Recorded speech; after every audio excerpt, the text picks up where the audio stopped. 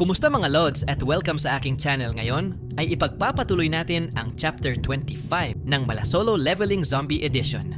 Habang patuloy na naglalakad ang ating bida patungo sa Building 8, napapilip naman siya kay Lee dahil sa dami ng itinumba nito. Samantala, habang nakadungaw si Zixuan sa bintana, nakita niya ang ating bida at agad niyang ipinaalam ito sa kanyang mga kasamahan na bumalik na ito kaya agad nila itong tinawag. Pagkababa nila, agad na nagtanong ang ating bida kay Lee kung siya ba ang tumumba sa lahat. Sumagot naman si Lee na siya nga, sabay nagpasalamat sa rifle na iniwan nito. Sinabi rin niya na bago pa siya nagretiro ay naging bihasa siya sa paggamit ng rifle. Bigla namang napalingon silang lahat nang makarinig sila ng ingay at agad silang napatanong kung ano ang ingay na yon. Maya-maya, nagulat sila nang lumapit si Chong sa kanila kaya agad na itinutok ni Lee ang kanyang baril dito.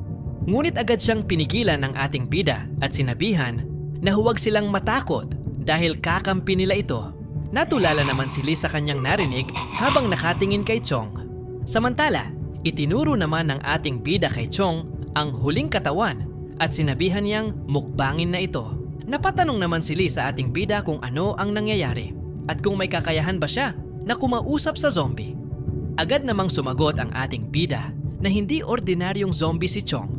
At sinabi rin niyang mamaya na siya magpapaliwanag habang nasa biyahe na sila.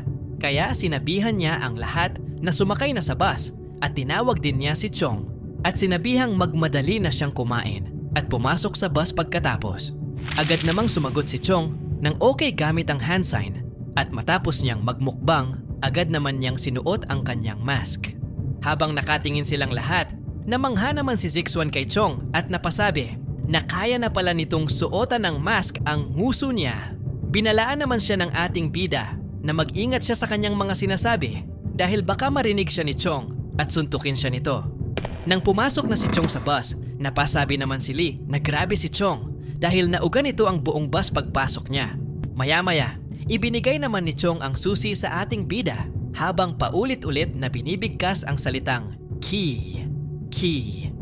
Nagulantang naman ang ating bida sa narinig na nakapagsalita na si Chong kaya napaisip agad siya na unti-unti nang nag-i-evolve si Chong matapos nitong makakain ng 6 na pagkain. Dahil dito, nagpasya ang ating bida na kailangan na niyang magmadaling umuwi upang bilhin ang supply box at lalo pang palakasin ang kanilang puwersa. Kaya agad silang umalis sa lugar at humarurot sa pagmamaneho ng bus habang iniisip niya na hindi niya hahayaang manatiling zombie na lang si Chong. Samantala, sa Beachui Mountain, galit na galit si Brother Kai at muling sinabi kay Brother Lin na gaya ng dati niyang sinabi na walang silbi si Shushong dahil wala itong nagawa.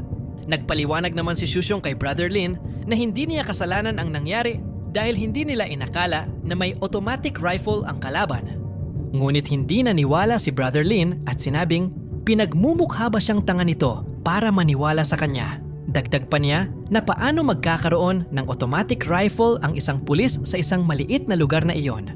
Muli namang nagpaliwanag si Shushong na totoo ang kanyang sinasabi at iminungkahi kay Brother Lin na magpadala na lamang siya ng kanyang mga tauhan upang ipasuri ang lugar.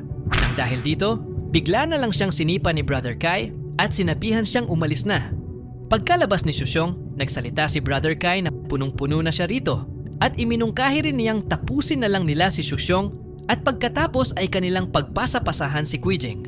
Sumagot naman si Brother Lin at sinabihan siyang huwag magmadali at hintayin na lamang nila ang tamang panahon. Ngunit hindi nila alam na nasa labas pa pala si Shushong at palihim na nakikinig sa kanilang usapan. Samantala, sa bahay ni Shushong, galit na galit siya sa mga pangyayari. Habang tinatanong naman siya ni Kuijing kung ano ang problema habang sinusubukan siyang pakalmahin nito. Bigla namang hinawakan ng mahigpit ni Shushong si Kuijing at sinabihang mag-impake na siya dahil aalis na sila sapagkat hindi na sila ligtas dito. Napatanong naman si Kuijing kung saan sila pupunta, ngunit hindi siya sinagot ni Shushong.